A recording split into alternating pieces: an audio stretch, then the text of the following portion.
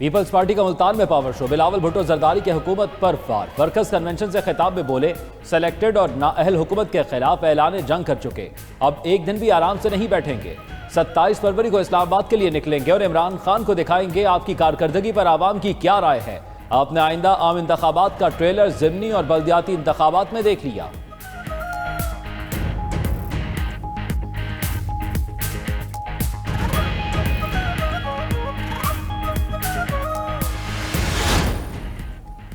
رہنما نون لیگ حمزہ شہباز کا کہنا ہے عمران نیازی کو آئینی طریقے سے ہٹانا قومی فرض بن چکا ہے۔ ہمارا 1 پوائنٹ ایجنڈا عمران نیازی کی چھٹی ہے۔ آپ کے جھوٹ سے عوام کا پیٹ نہیں بھرے گا، تلاشی دینا پڑے گی۔ منی لانڈرنگ کیس میں FIA سینٹرل کورٹ نے شہباز شریف اور حمزہ شہباز کی عبوری ضمانت میں 18 فروری تک توسیع کر دی۔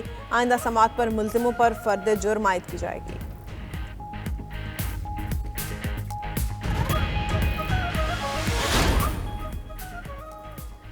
عمران خان کو فائدہ ہو یا نقصان، کبھی شہباز شریف سے ہاتھ نہیں ملائیں گے۔ معاون خصوصی شہباز گل کا کہنا ہے چوروں کو لوٹا ہوا پیسہ واپس کرنا ہوگا۔ شہباز شریف شرم کریں، قوم سے معافی مانگے اور سیاست سے توبہ کریں۔ انہوں نے لندن میں بھی پوری کوشش کی کہ دستاویز پبلک نہ ہو، مگر سچ قوم کے سامنے آ گیا۔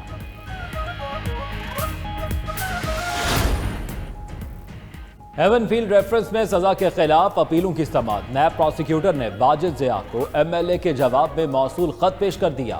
جسٹس عامر فاروق نے ریمارکس دیے، کیا نیب کیس میں بنیادی ثبوت یہ چٹھی ہے؟ یہ لیٹر تو ایک وکیل لکھ رہا ہے، اب ہم عدالت کا وقت ضائع نہیں ہونے دیں گے۔ مریم نواز بھی عدالت میں موجود۔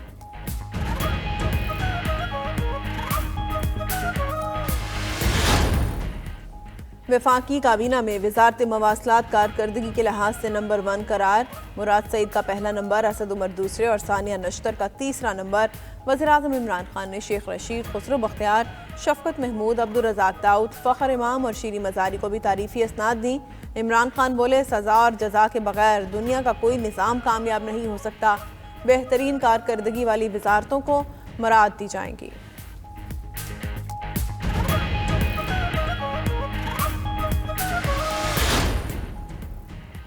وفاقی وزیر اطلاع فواد چودھری کی ٹاپ 10 وزراء کو مبارکباد۔ اپنی وزارت ٹاپ 10 میں نہ آنے کی وجہ بھی بتا دی۔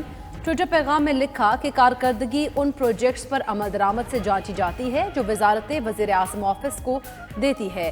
ہم اس بار جگہ نہیں بنا سکے، بہتری کے لیے کچھ منصوبوں میں رد و بدل کیا ہے جو سود مند ہوں گے۔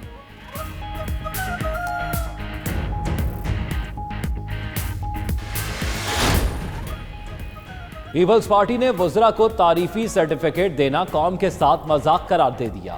سینیٹر شہری رحمان کا کہنا ہے حکومت کی 3 سالہ کارکردگی بند انتظامی، کرپشن اور ناکامیوں سے بھری ہوئی ہے۔ کون سی وزارت ہے جس کی وجہ سے ملک میں بحران پیدا نہیں ہوا؟ وزیر اعظم گالم گلوچ اور الزام تراشی کی بہترین کارکردگی پر تعریفی سرٹیفکیٹ ضرور دیں۔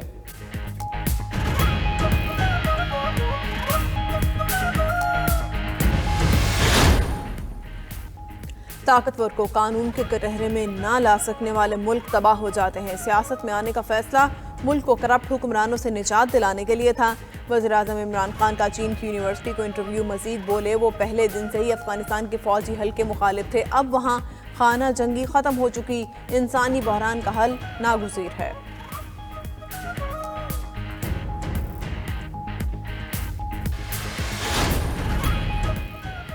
چودھری شجاعت کا اشیاء ضروریہ پر عائد GST واپس لینے کا مطالبہ۔ کہتے ہیں حکومت ٹیکس لگاتے وقت غریب آدمی کے استعمال میں آنے والی چیزوں کے بارے میں بھی سوچے۔ گزارش ہے سیاسی معاملات تک ہی نہیں، عوام کی فلاح کے لیے بھی منصوبے بنائیں۔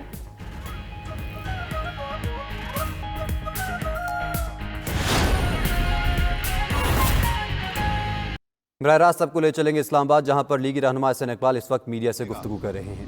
تو مجھے نارووال آ کے معلوم ہوا کہ یہ تو بن چکا ہے۔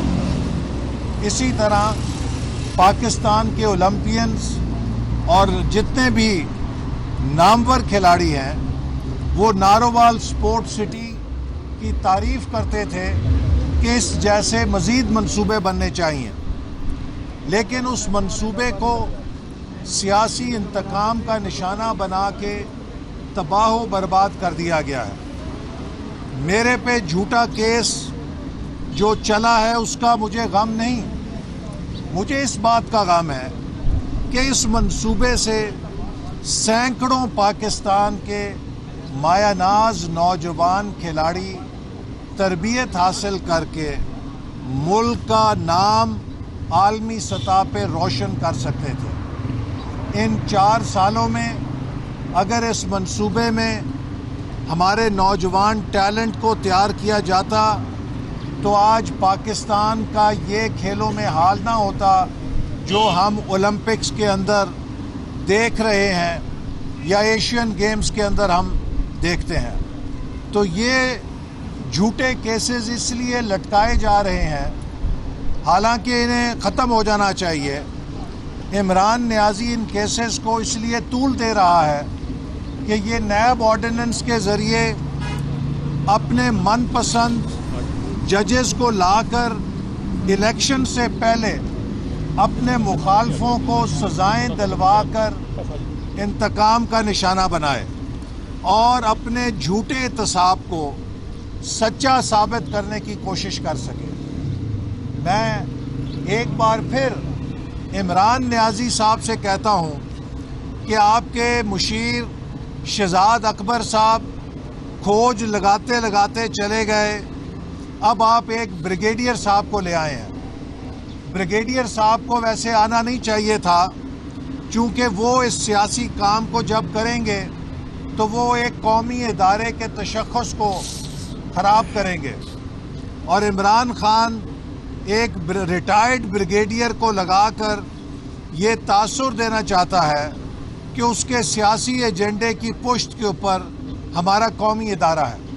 لیکن میں شہزاد اکبر کے جانشین بریگیڈیئر صاحب سے بھی کہتا ہوں کہ الحمدللہ ہم نے 3200 ارب روپے کی ڈیولپمنٹ فنڈز جاری کیے ہیں۔ ان 3200 ارب روپے میں 32 پیسے کی مالی بدعنوانی ثابت کر کے دکھائیں۔ الحمدللہ ہم نے 29 ارب ڈالر کے سی پیک کے منصوبے ملک میں جاری کیے ہیں، ان میں 29 سینٹ کی بدعنوانی ثابت کر کے دکھائیں تو آپ کو ہم مان جائیں گے۔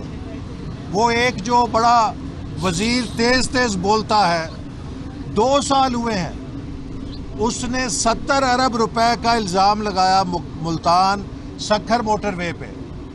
وزیر اعظم صاحب، آپ چین کیوں نہیں لے کر گئے اسے؟